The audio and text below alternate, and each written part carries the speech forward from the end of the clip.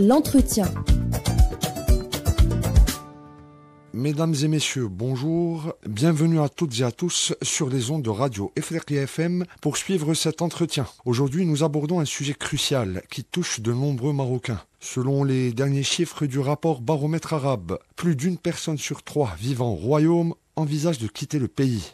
Et ce chiffre est encore plus alarmant lorsque l'on considère que plus de la moitié d'entre eux sont prêts à emprunter les circuits clandestins pour fuir la précarité et la pauvreté. Le taux de chômage a atteint un nouveau record au premier trimestre 2024 avec 13,1%. Dans ce contexte social et économique difficile, les jeunes Marocains semblent de plus en plus désespérés. Pour en discuter, nous recevons aujourd'hui Khadija Aynani, vice-présidente de l'Association marocaine des droits humains. Madame Aynani, merci d'être avec nous. Merci. Khadija Aynani, d'après les derniers chiffres, 35% des Marocains envisagent de quitter le pays et plus de la moitié d'entre eux songent à partir par les voies illégales à cause des difficultés socio-économiques. Comment interprétez-vous ces chiffres, Madame Aynani? Ce chiffre qui est annoncé par le baromètre arabe, il est très alarmant. On sait très bien que depuis des années, les jeunes Marocains quittent le Maroc, essayent de quitter le Maroc pour effectivement échapper à la situation socio-économique des pays. Et il y a d'autres qu'on sait très bien qu'ils veulent quitter le Maroc aussi pour des raisons politiques.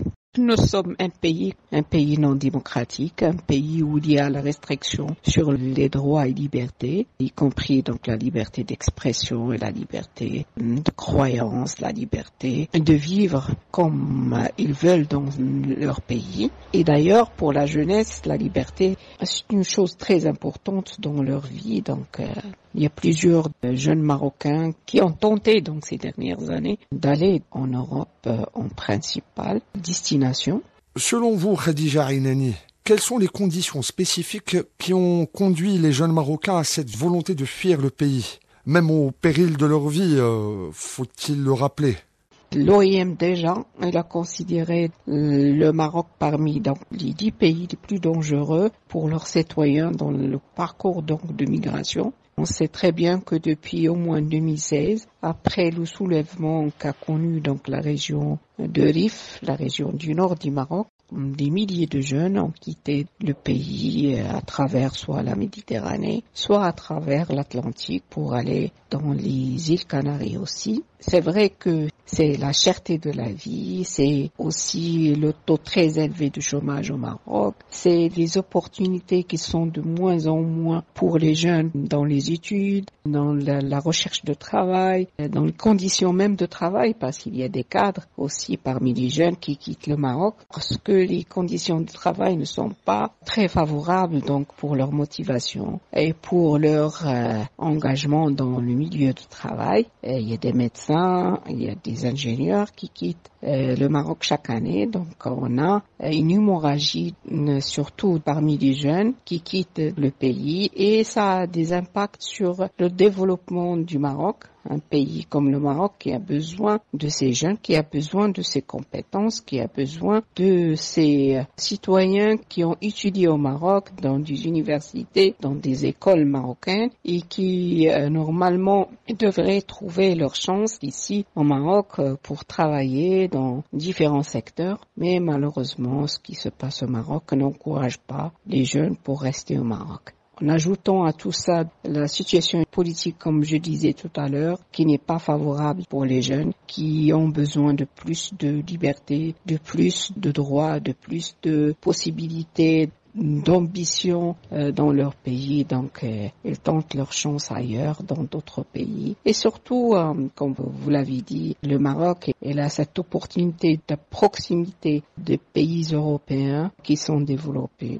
Aussi, comme vous le savez peut-être, même sur les réseaux sociaux, ça devient le fait de s'exprimer, le fait de s'opposer à ce qui se passe au niveau des politiques au Maroc. Ça peut être très, très cher pour les jeunes qui peuvent être arrêtés et jugés pour des peines qui sont lourdes. Donc, c'est ça aussi qui emmène d'autres jeunes à quitter le Maroc.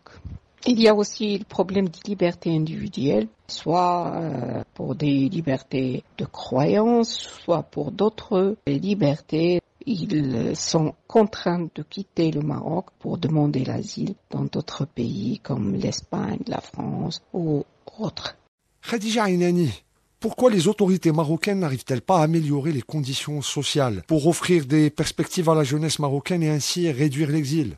Je pense que effectivement, ça doit normalement alarmer les responsables marocains pour trouver des solutions pour les jeunes, parce qu'effectivement, il y a d'autres rapports qui sont sortis dernièrement qui parlent d'un pourcentage très important de jeunes qui sont dans une situation de marginalisation totale parce qu'ils ne sont pas en train d'étudier, ne sont pas en train de travailler, aucune compétence et non aucune formation, et sont dans cette marginalisation. Et le problème, c'est que ces jeunes-là, ils vont chercher à trouver d'autres solutions ailleurs. Donc le Maroc doit prendre en considération. Nous, plaidoyer depuis des années, nous demandons depuis des années pour changer les choses au Maroc, pour effectivement promouvoir les droits et les libertés et pour pouvoir inciter les jeunes à rester au Maroc et à participer au développement du pays sur tous les niveaux.